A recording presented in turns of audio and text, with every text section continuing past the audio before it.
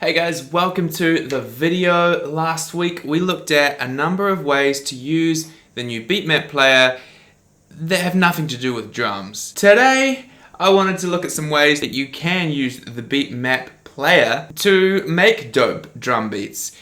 Because if you get a little bit behind the hood and do some stuff with some other things, then you can use it in a lot more creative ways than just turning the knobs on the player itself.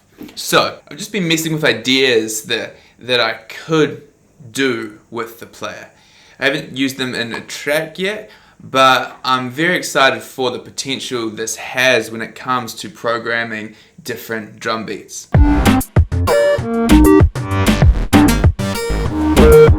So in this first example here, I'm using BeatMap and an Octo-Rex instrument. Now, I like this one because it's playing the slices of Dr. Octo-Rex and it gives you just an entirely different vibe. If we play Octo-Rex by itself, we get a basic 4 on the floor drum beat. But if we run BeatMap, it's a lot choppier, it sounds cool. And obviously we could change the keys that BeatMap is triggering to get us more control in regards to what slices BeatMap is triggering on Dr. Octo-Rex. But we can also mess around with all of the parameters in Dr. Octo-Rex as well.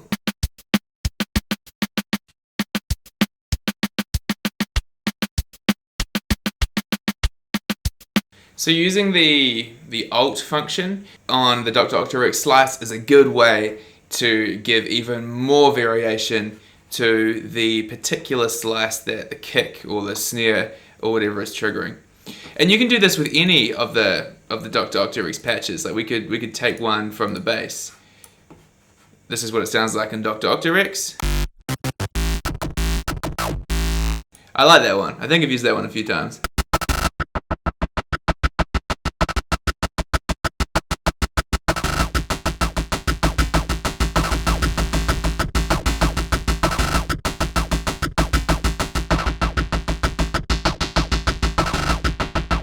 So obviously you can mess around with all the controls on Octo-Rex too. So increase the release, the decay, all of the amp stuff. So it sounded like this originally.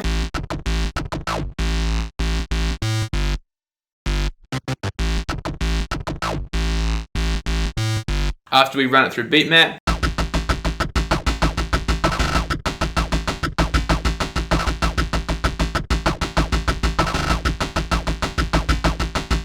a way to breathe life into a loop that we may have used before and get some entirely new sounds.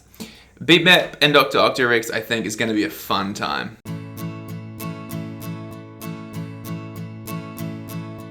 Bit of the acoustic guitar vibes through BeatMap.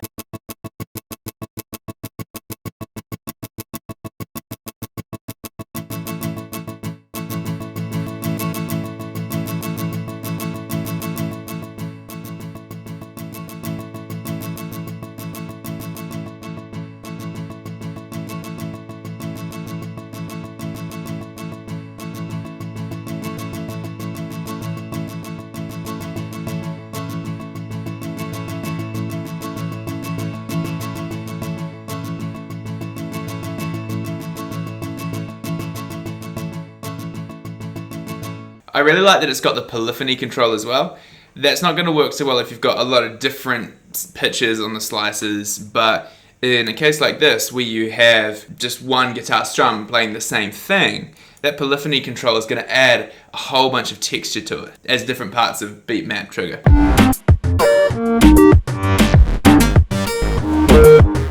The second thing we can do is use BeatMap to trigger instruments like this dope Beatmaker plugin. I really enjoy these drum machines. In Reason, they're probably one of my favorite drum instruments. I like that it has its own built-in loops and stuff, but I also like that you can actually trigger the sounds themselves here. I don't know how many possible loop variations there are in BeatMap, but it gives you a ton of different options that we can have for drum beats that we weren't going to get here before.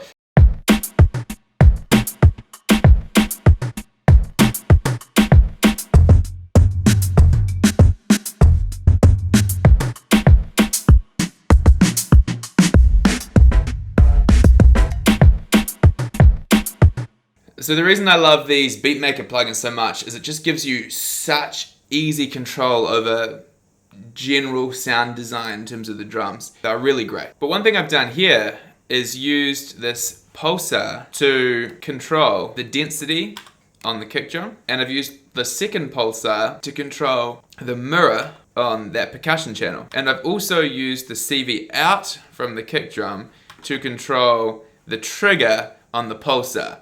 So the mirror here is going to be affected by what the kick drum pattern does, which is affected by what the LFO is doing. Sounds like this.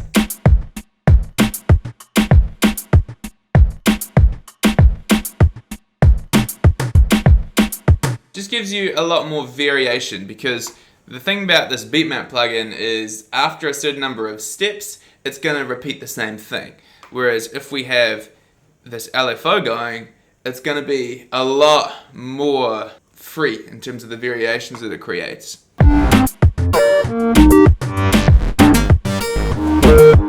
In a similar vein, we could also configure the density knob to be controlled by an automation parameter. So if we got rid of pulsar,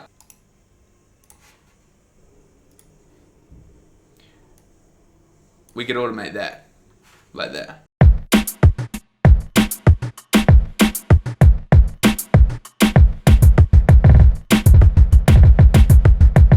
That's cool. That would be a really great way to create like drum rolls or drum fills. Automate the density knob on the different parameters.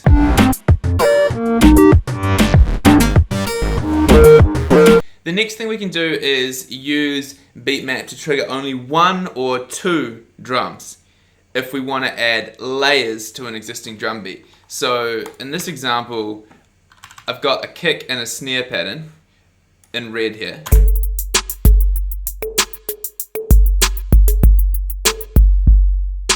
That's what my kick and snare are doing.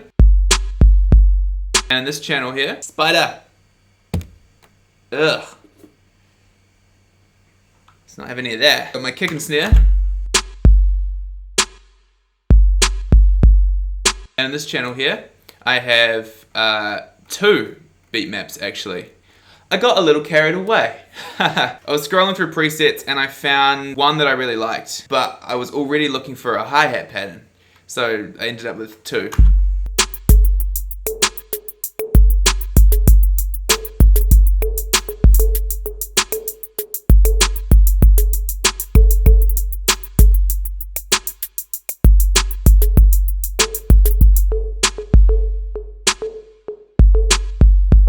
So this one here, I've only got the percussion and the mirror triggering. These instruments that I wanted to hear in this song.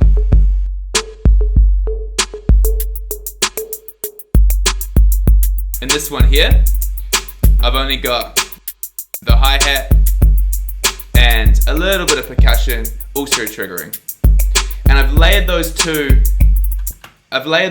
beat maps and congs on top of each other in one instance of the Reason rack for this this dope vibe here.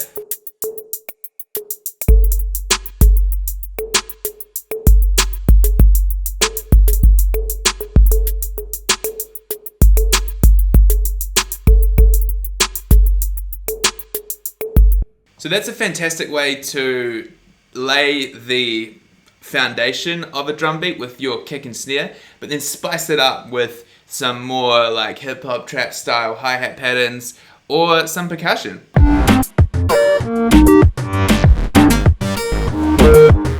One other thing we want to note is the Kong mapping for BeatMap. So if you want to use Kong with BeatMap, it's a good idea to go over here to Browse Patch and go to the Template Key Mappings and go to Kong Mapped for Keyboard and pull that onto BeatMap. Otherwise, your BeatMap will not trigger the Kong instrument correctly. But if you do that, then we're getting all these kind of vibes.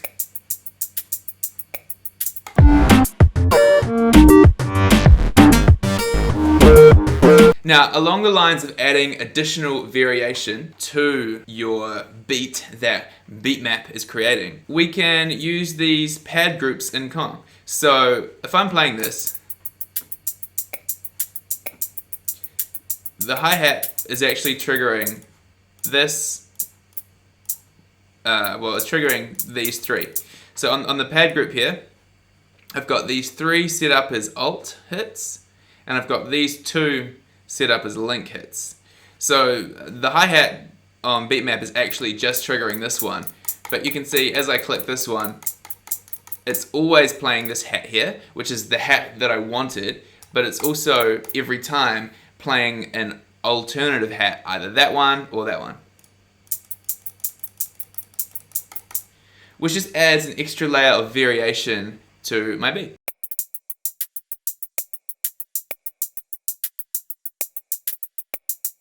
And the percussion's playing either that one or that one based on that and the mirror function. But yeah, that is the video for today, guys. There's just a bunch of new things you can try with BeatMap when programming drums to get the most out of the player. I'm sure there's a whole lot of other things that I haven't mentioned, so if you've got any cool ideas or ways of utilizing BeatMap for drums, let me know in the comments.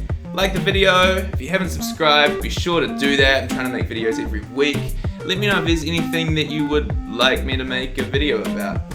And yeah, catch you guys next time.